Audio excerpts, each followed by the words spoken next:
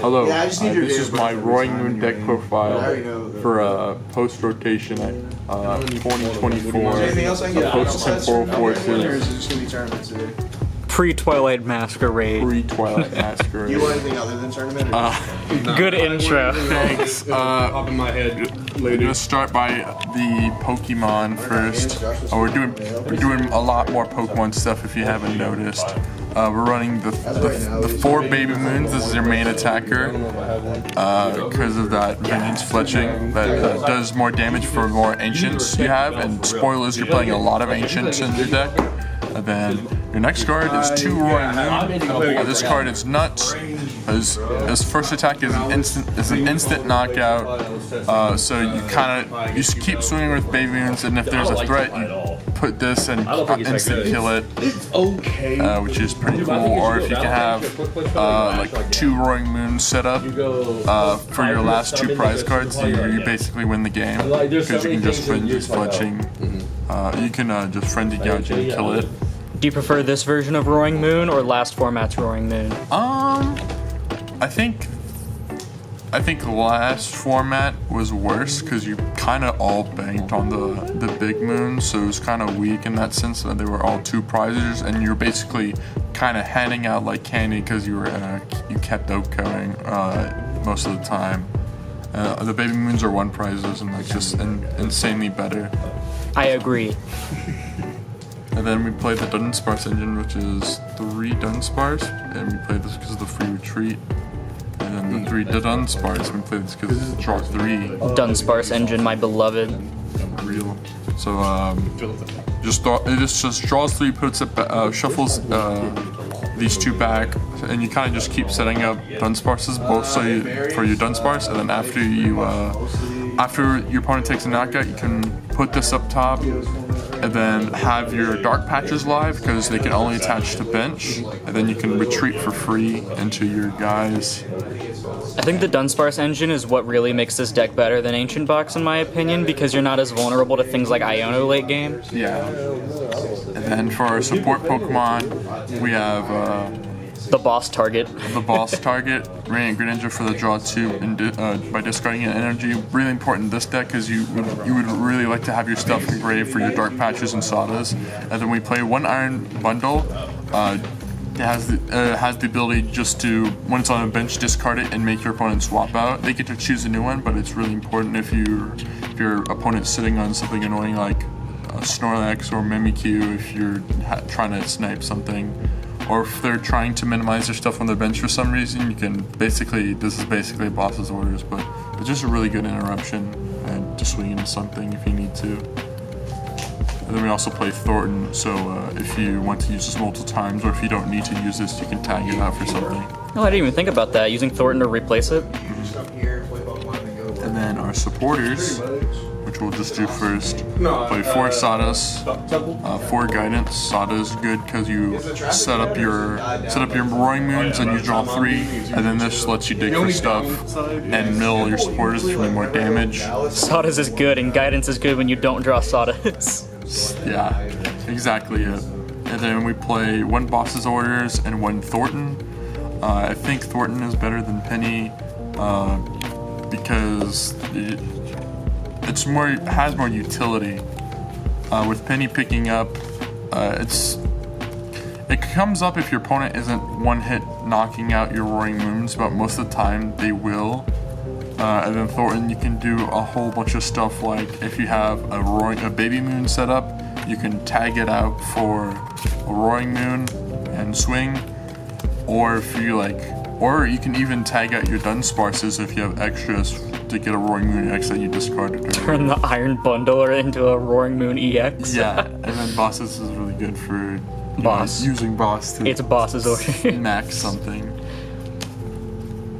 And then for our items, we'll start with the balls. We have 4 Nest Ball and 2 Ultra Ball. Ultra Ball is less important because all your stuff is basic, so the only thing that isn't a basic is your Dudunsparces. So if you happen to have this this is basically another Nest Ball if you don't need it. If you don't need the Dudunsparce, but it is really important to find your Dudunsparces. and then 4 nest balls to find everything else in your deck. No battle VIP pads. And then for Earthen Vessel, it's really important to have your energy in play, and then if you have too many extra energy in play, you can just discard something for more Baby Moon fodder. It is an ancient. So you can like go like Earthen Vessel, discard an ancient, and then just fail to find. So you have more ancients in grave or discard to do more damage.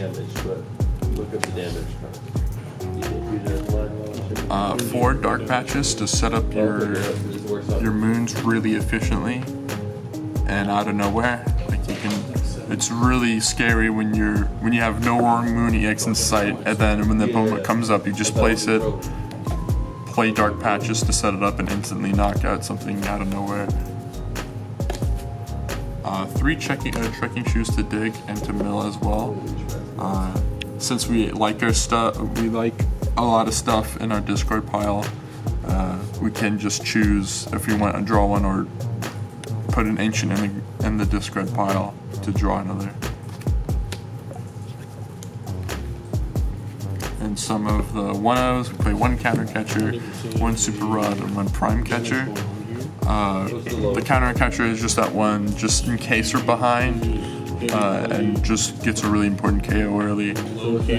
Super rod, just one, just to make sure we don't lose immediately if we go through stuff. It's good for Baby Moon especially. Yeah, and then prime catcher is the best ace spec, especially in this. Oh god, it's so good. Anything else for me before I head out? Okay. So, And then we play the 4 ancient capsules just to throw on our moons to have more health. The special condition immunity is also nice. Let's forget about that. But it's mainly just 4 because of the ancient card, and also putting 60 on a Baby Moon is really, well, I would say not really important, but it's like a 200 HP 1 prizer is really Helps a lot against me. I can't one-tap a Baby Moon with Gallade or Driftloon without an item or a tool. If you want more information on his deck, you should go check out This guy. his deck profile and his guide that he just released. And then we also have 3 Artisan just to continuously cycle our Dudunsparces when we use its ability, and you can also grab the Baby Moon if you don't have one set up on bench. It's just really good. Just you gotta watch out for your opponent if they can use it. They should rename it to Artisan. Yeah, you gotta watch out for your opponent to use it, but it's really good for you because you can just continuously keep using it. And also it's ancient, and also Roaring Moon EX's first attack discards the stadium to do 100 more, so it's also good for that. So you can do something like play Artisan, use its ability, and then discard it with Roaring Moon EX to do massive damage. And make sure your opponent can't use it. Yeah. And then we just play 9 darkness energy. I know a lot of mismatch energy. Perfect. But I think 9 is perfect because the guide on YouTube told me so. Real. I think 9 is the perfect amount because you usually have, say, like 5 in play most of the time, maybe 2 more if you're really ahead. Then you have 2 kind of just trying to stay in deck so you can retreat with your ninja if they boss it up trying to trap it, or the like. And if you ever need any more, there's your Super Rod. Yeah, you have Super Rod, and like Sada's is also insane. Dark Patch. You kind of just have so many ways to accelerate from the discard. Well, that was my Roaring Moon my deck profile for Roaring Moon. Hopefully you enjoyed and not just yelling in the comments where Yu-Gi-Oh! Because Yu-Gi-Oh! Sucks right now, rah! And we're going to be doing a lot more Pokemon stuff, so you better like and subscribe now!